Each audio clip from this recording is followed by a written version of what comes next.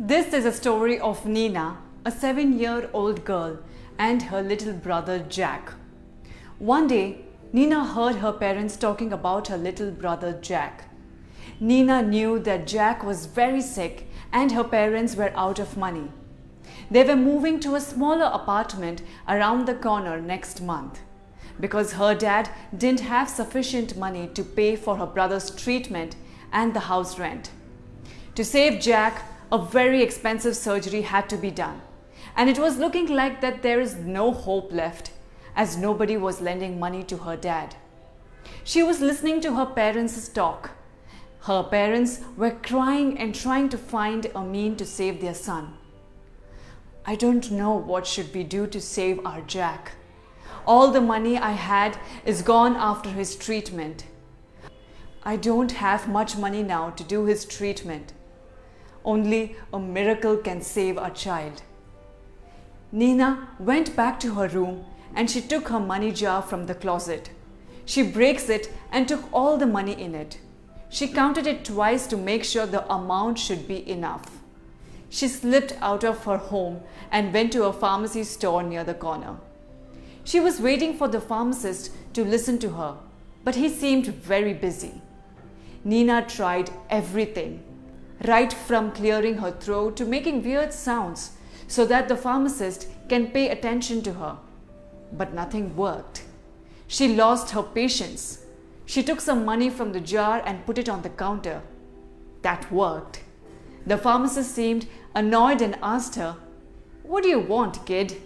Don't you see I'm busy? He is my brother. He came here from New Jersey after 5 years."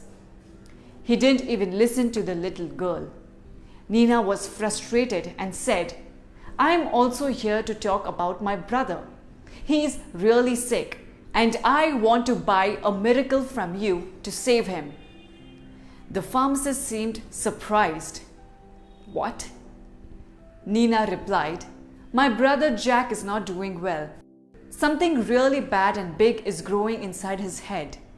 My dad was talking to my mom about him that only a miracle can save him.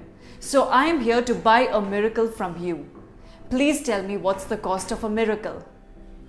The pharmacist felt bad for the little girl and replied, "We don't sell miracles here, my kid. I'm sorry, but I can't help you with your requirement." Nina seemed adamant. "I know you sell miracle here. I have money. I'll pay for it. If the money isn't sufficient, I'll get the rest. Just tell me how much does a miracle cost?" The pharmacist's brother was listening to the girl very patiently. He asked Nina, "What exactly do you want? Which kind of miracle are you looking for to save your brother?" Nina replied, "I don't know, but my mom says he needs an operation to get okay. But my dad can't pay for his treatment. So I'm here using my money to buy a miracle for my little brother." The pharmacist's brother asked, "How much money do you have?" Nina answered, "I have $2.15.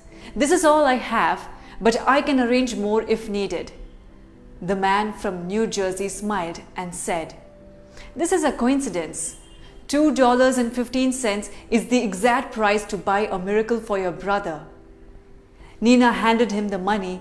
He asked her, "Take me to your home. I want to see your brother's condition and meet your parents. Let's see if I have the right kind of miracle for your brother or not." The man from New Jersey was Dr. Hamilton Carlos, a renowned surgeon, specialized in neurosurgeries. He took Jack to the hospital, operated him.